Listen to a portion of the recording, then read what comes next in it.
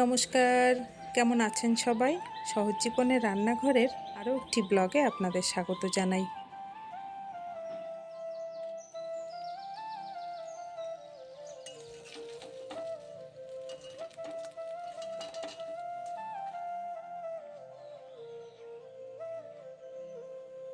এইটা না তো, এইটা হলুদ ফুল না তো। না, এটা না, আসো। জামা পরো নেই কেন? না, এটা ঠাকুর ঘরে রেখে আসো, যাও। চলো, তুমি হলুদ ফুল চেনো না? হুম,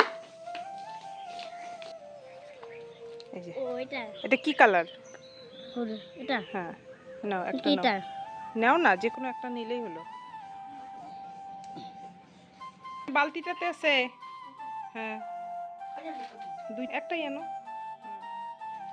না, হুম, নমো দাও আগে। হাতে তালি দিতে হয়, দিয়ে জাগাইতে হয়।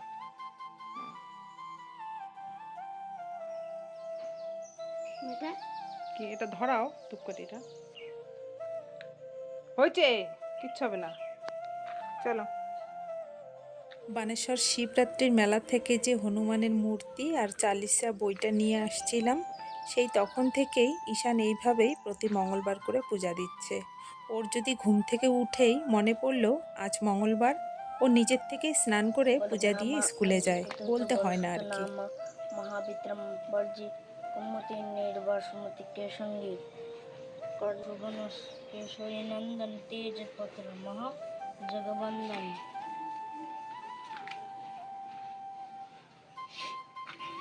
রুদ্রা বান মানে কি কোনটা? গুনি। গুণী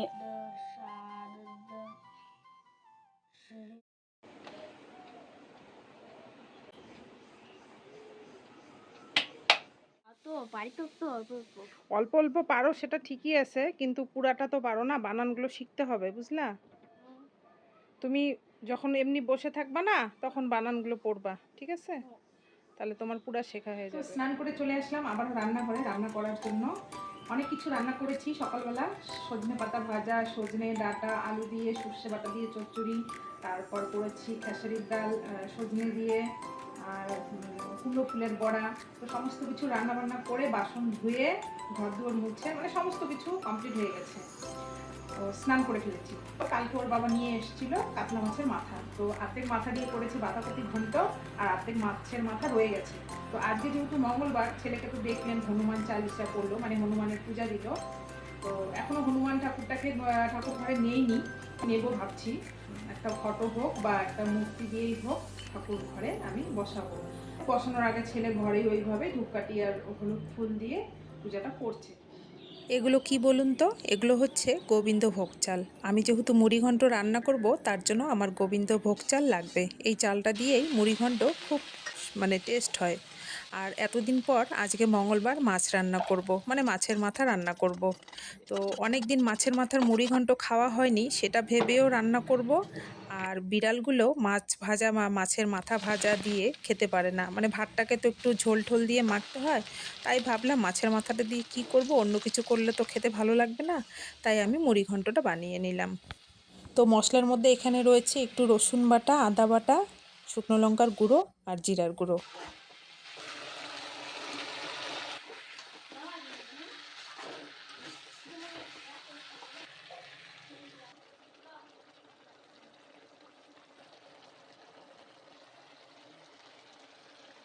কি গো, আজকে যাবা বাজারে?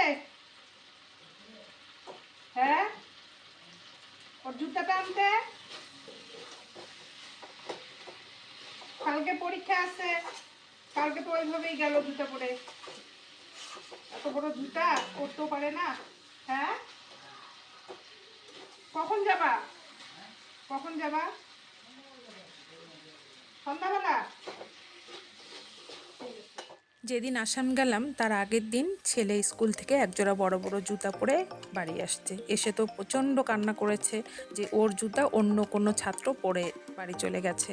তো ভাবলাম নেক্সট দিন যেদিন আসবে সেদিন হয়তো আবার চেঞ্জ করা যাবে, কিন্তু ও 2 দিন স্কুলে গেছে, সেই জুতা আর ও পায়নি।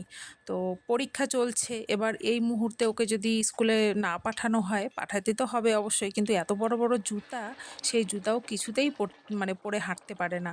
তাই আজকে রাত্রি হলো কিন্তু বাজারে গিয়ে ওর জুতা আমার কিনতেই হবে।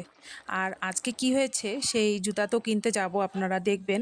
জুতা মানে কিনে এসে, যেহেতু এডিটটা আমি পরে করছি, জুতা কিনে এসে বাড়িতে কি হয়েছে, মানে প্রথমে দিয়েছে ছোট জুতা একটা, তারপর দিয়েছে বড় জুতা।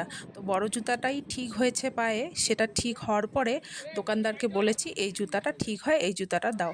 দোকানদার আবার কি করেছে, সেই ছোট জুতা আর বড় জুতা এক করে দিয়েছে। এবার ঘুম থেকে উঠে স্কুল, মানে কি বলবো যা তা অবস্থা। তারপর সেই ওর বাবা ঘুম থেকে উঠেই আবার জুতা চেঞ্জ করে নিয়ে আসছে। পাটা নিচে রাখো। আর একটু মনে হয় বড় লাগবে নাকি, কোন সাইজের? দেখ না, দেখি কোন সাইজের দেয়। বাপায় বাপায়। ও